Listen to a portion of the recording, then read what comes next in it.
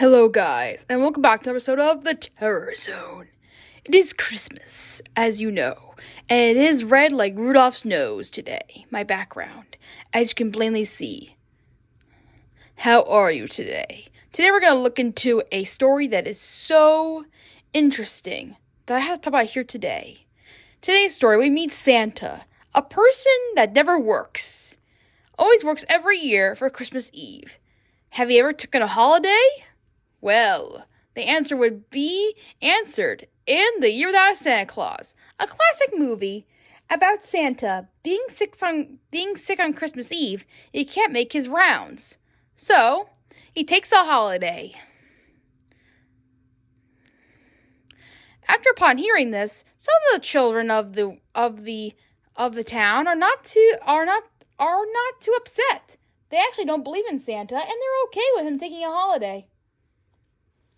But when elves come to town and see if Santa doesn't care about children, Santa doesn't think that they believe in them anymore. So he takes a holiday. The elves agree, and so does Mrs. Claus. So they go out to find some people who would believe. Throughout their routes, they come across a boy named Ignatius Disselwhite, who doesn't believe in Santa. But then after hearing a guy named Klaus, who tends to be Santa Claus, he becomes a part of the Christmas spirit and tends to help with the elves and everybody else, who kidnapped the reindeer along with them, too. Eventually, they were able to get the reindeer back, and the mayor doesn't believe a word they say. So, to do this, they decide to prove themselves worthy by making it snow in their town. By talking to Snow Miser to make it snow. But he wouldn't do it because, well, he argues a lot with his brother, Heat Miser. So in order to make a deal, they decided to let him snow in that town for one day and then let Heat down in the North Pole.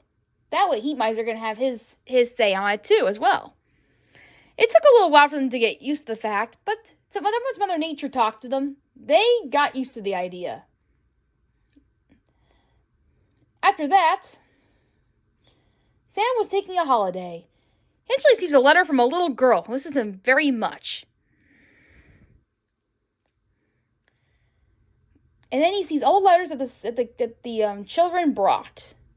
With that, he says, "I didn't know children had such kind hearts." In the end, he decided to hitch his sleigh and start delivering gifts like he's supposed to. He thought that he could take one holiday. He didn't realize that kids cared so much about him.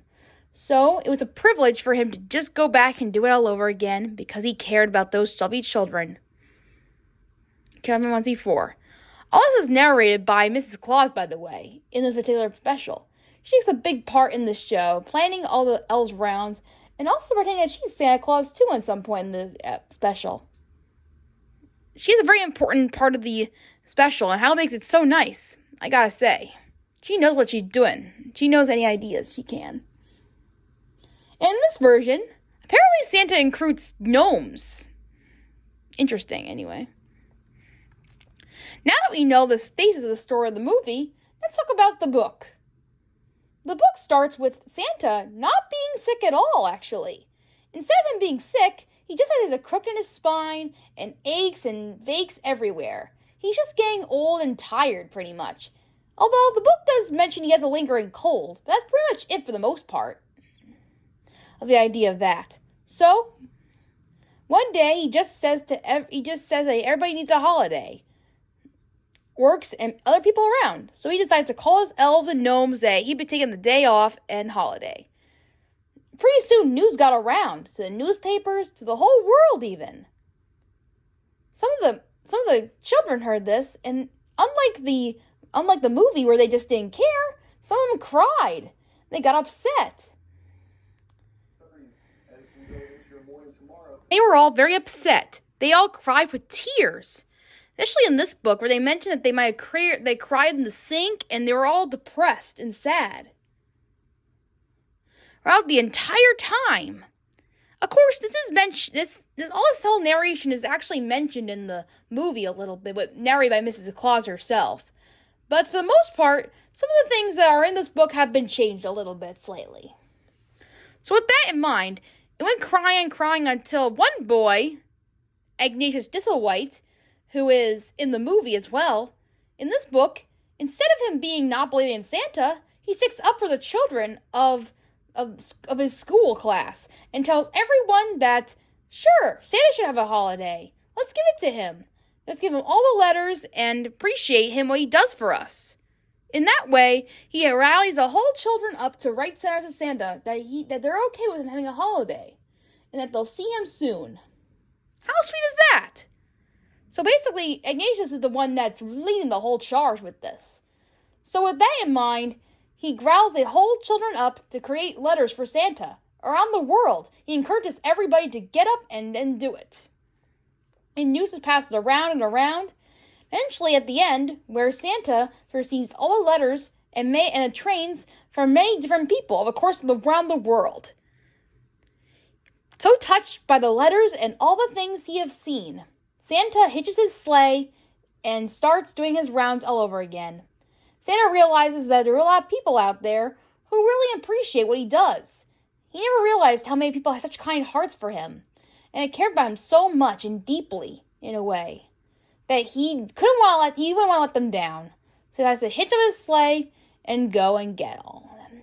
He makes his daily rounds in the book, and much as he does in those still way, he gives everybody a nice Merry Christmas. Especially Ignatius Dithlewhite, at the end, got a bike with a letter that said he appreciated everything he did, guiding all the letters to the kids around the world. He thanked everybody, and he told Ignatius to especially tell everyone to thank him, and to thank everybody else who decided to send him letters. And that is the story of the Year Without Santa Claus, the original story of the book. Unfortunately, there is no Heat Miser or Snow Miser. I was really hoping it would be in the book at some point. It's a shame, really. I was really hoping that maybe Heat Miser was going to pop in and maybe help him enjoy his holiday, but no, that didn't happen at all.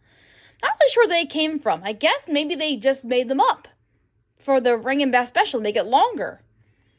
And more conflict, of course. So, that's the book, pretty much, from there. What'd you guys think? Tell me in the comments below what you thought about the book. And I'll see you next time.